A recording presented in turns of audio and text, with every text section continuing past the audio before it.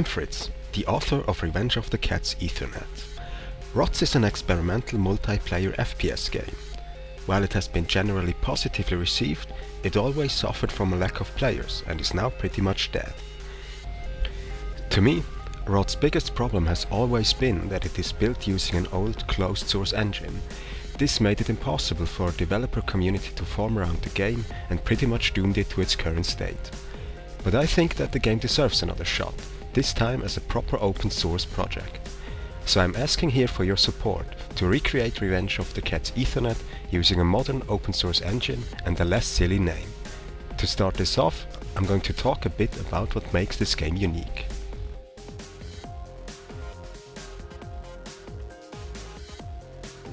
The most obvious unique feature of ROTS is its main game type, called Ethernet. Ethernet maps are divided into rectangular zones, and two teams, red and blue, compete for control of these zones. Players can exist in two different forms. In Ether form, players can fly and recharge their health by being inside one of their team's zones, but can't otherwise interact with the game world. In order to get anything done, players must change into Cat form. Players can change into cat form anywhere inside one of their team's zones. Once in cat form, players can capture zones for their team, destroy enemy cats, and can be destroyed themselves. If a player's cat form is destroyed, the player is simply switched back to ether form, but players can also manually switch back into ether form at any time. Once a team has control of all the zones and the opposing team has no more players in cat form, the game ends.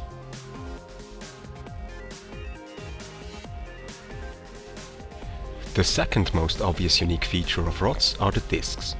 There are currently three types of discs. The repel disc pushes enemy cats away from the player, the explosive disc deals a lot of damage, and the interceptor disc is used to deflect incoming discs. Aside from the interceptor disc, which allows players to manually target any enemy disc at any time, discs are auxiliary weapons that need a target lock on an enemy cat that can only be achieved by using other weapons effectively. For example, this weapon fires tiny grenades that explode near enemies, but only a direct hit will lead to a target lock. Also, some weapons, like the sniper rifle, are simply unable to produce a target lock.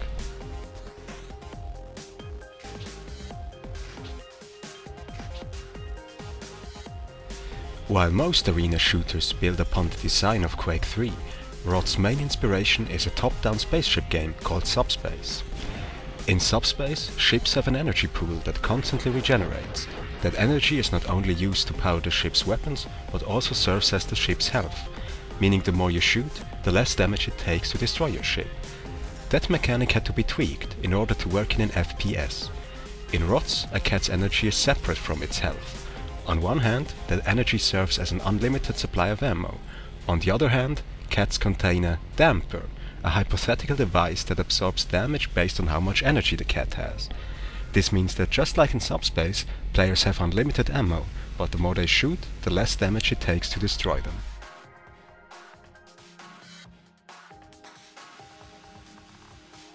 Another interesting feature of ROTS is that cats can regain health and energy by damaging enemies.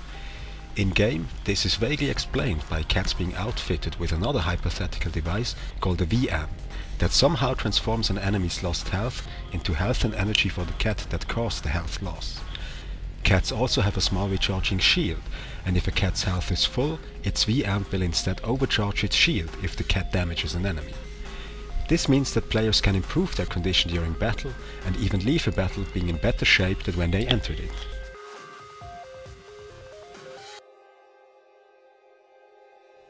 Cats are very agile. They have jump boosters that allow them to jump high into the air, and they can use their etherboard to achieve high speeds. Moving fast brings a lot of advantages that could easily break a game type like Ethernet, where positioning is really important.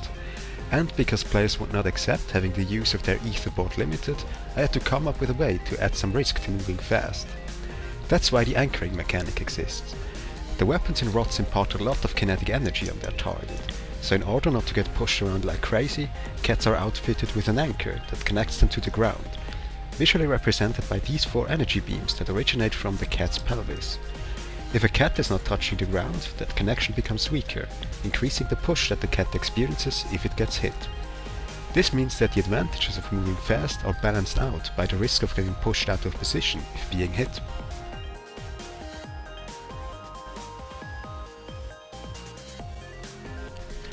If funding succeeds, I will go to work full-time on creating version 1.0 of the yet unnamed open source version of Revenge of the Cats Ethernet. Development will happen publicly visible using a Git repository on GitHub.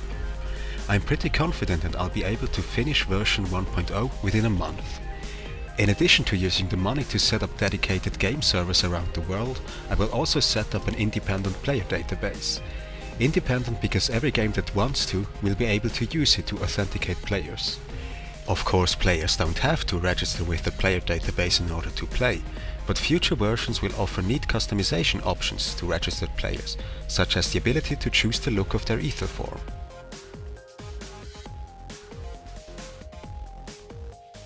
This campaign uses a simple 3-tier perk system. If you contribute $10 or more, you'll get 2 entries in the player database that never expire. Use both for yourself or give one to a friend. You will also be able to use the code and data of version 1.0 for your own game projects without being restricted by the provisions of the GPL. And, unless you don't want this, your name will be listed in the credit screen's thank you section, along with a short message of your choosing. If you contribute $25 or more, you'll get all of the above, a personal thank you postcard from me, and a bar of fairly delicious M-Budget chocolate, the favorite chocolate of poor Swiss programmers. Finally, if you contribute $50 or more, you'll get all of the above plus the opportunity to suggest a better name for the game. The final name will be chosen by putting all the suggested names to a vote among all the people who have claimed at least one perk. That's it for this video. Check the campaign site for details and write a comment if you have any questions or feedback. Thanks for watching.